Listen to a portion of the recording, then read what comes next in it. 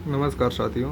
आज हम पढ़ेंगे यूपीएसआई की तैयारी करने वाले सभी दोस्तों के लिए ये जो मूल विधि का जो सिलेबस है उसमें एक चैप्टर है स्त्री अशिष्ट रूपण प्रतिषेध अधिनियम 1986 जो कि 1986 में आया था।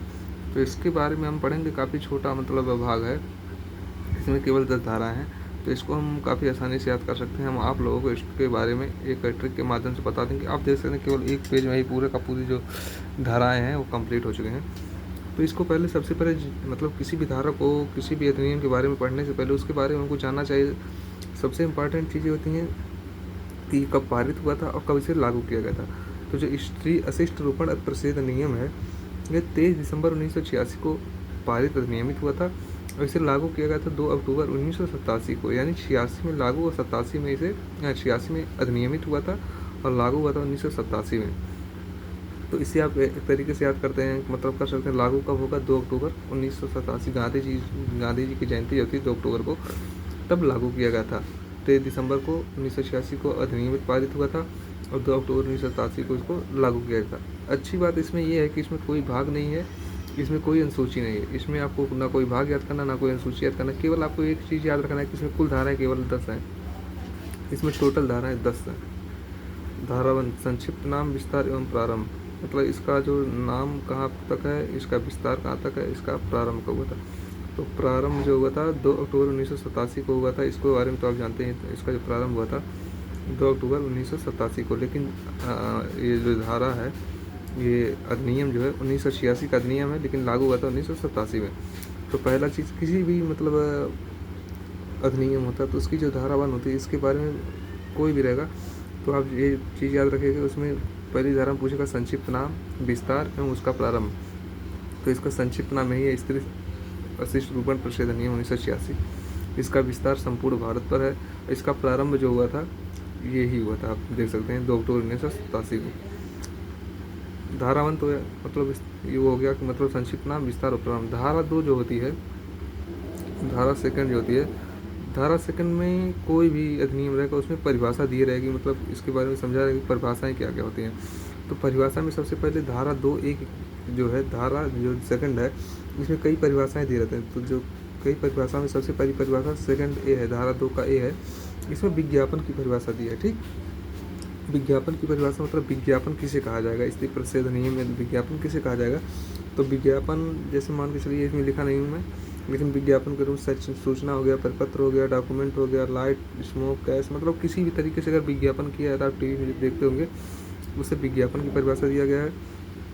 ए, पहले भाई नंबर 1 पे कौन आएगा, विज्ञापन करेंगे तब ना आपको प्रचार होगा। तो मान के चलिए धारा 2 का ए में विज्ञापन है। धारा 2 का सी जो है, इसमें स्त्री अशिष्ट रूपण जब विज्ञापन हो गया तो जो अब स्त्री का अशिष्ट रूपण होगा उसकी परिभाषा दी जाएगी।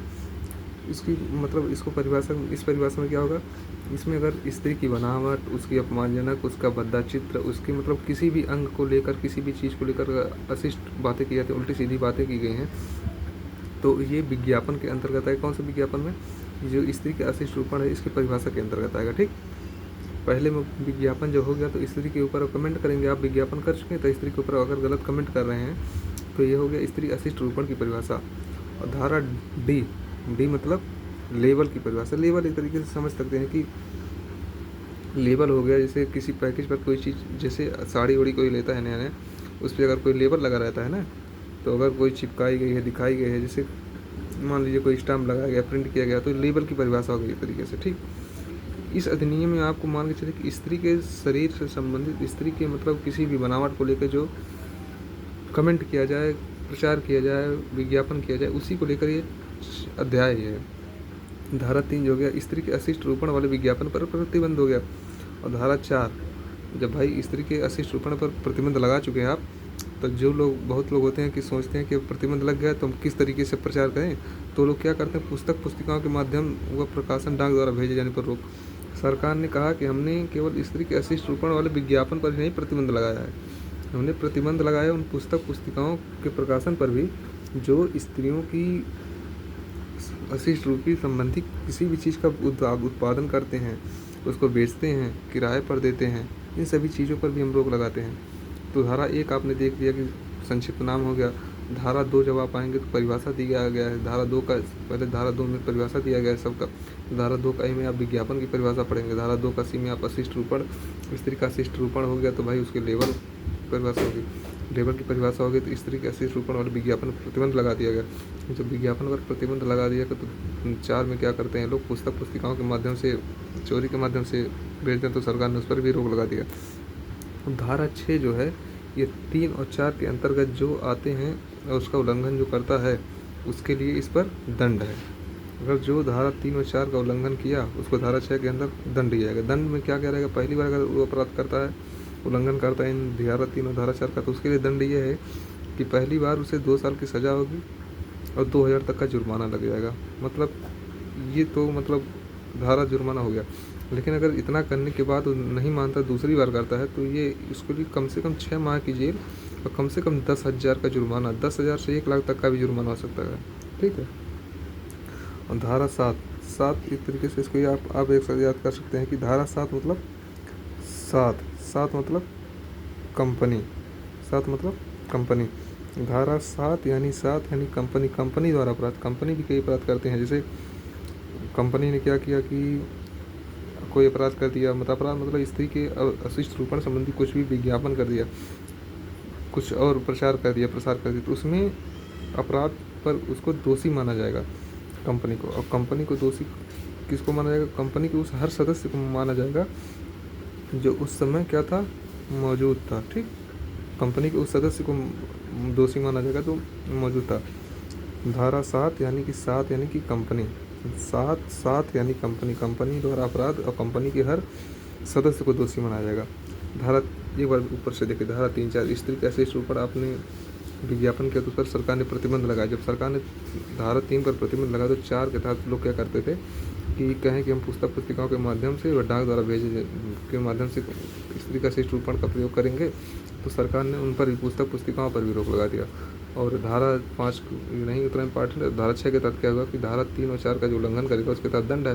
पहली बार दंड करने पर 2 साल की सज़ा और 2000 तक का जुर्माना, पहली बार नहीं माने दूसरी बार कम से कम 6 माह तक का जेल, कम से कम 6 माह दूसरी बार होगा, और 10,000 से 1 लाख का तक जुर्माना। और 7 में क्या हुआ, 7 कंपनी पर भी मतलब जुर्माना अपराध का घोषित किया जाएगा। अगर कंपनी अपराध करती है तो उसका दोषी हर कंपनी का सदस्य होगा जो उस समय मौजूद था। धारा 8 अपराध की प्रकृति। 8 मतलब धारा की प्रकृति।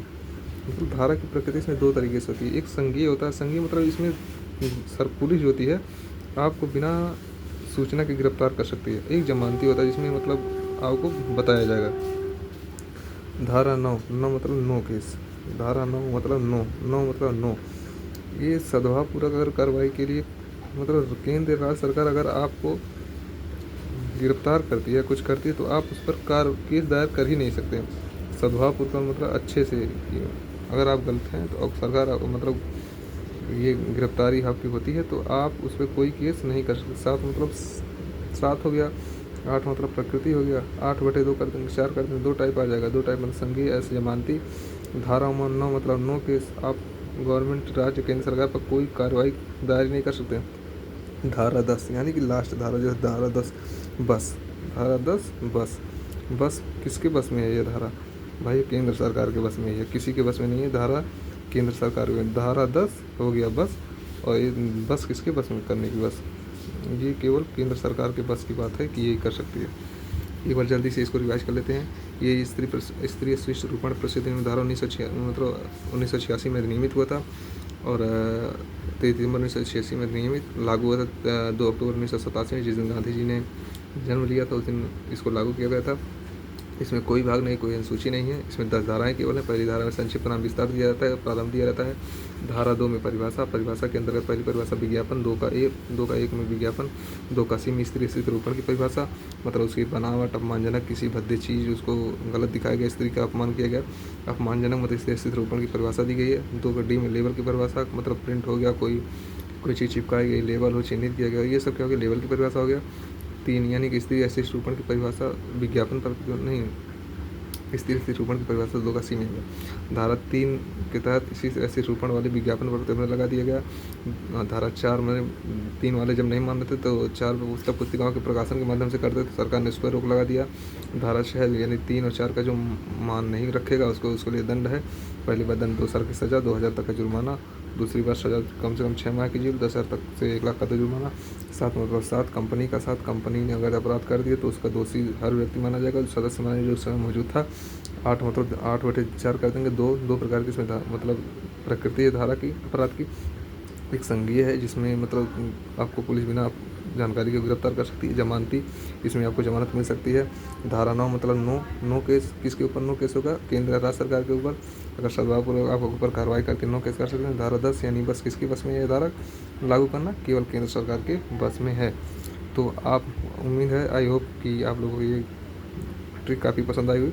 केवल आप लोग क्या करिए, एक बार इसको एक पेज में जैसे मैंने लिखा है, एक पेज में इसको उतार लीजिए। इससे ज़्यादा आपका अगर क्वेश्चन आता तो इससे ज़्यादा कहीं नहीं आएगा। अगर वीडियो पसंद आती है तो कमेंट, लाइक, सब्सक्राइब जरूर करिए। धन्यवाद।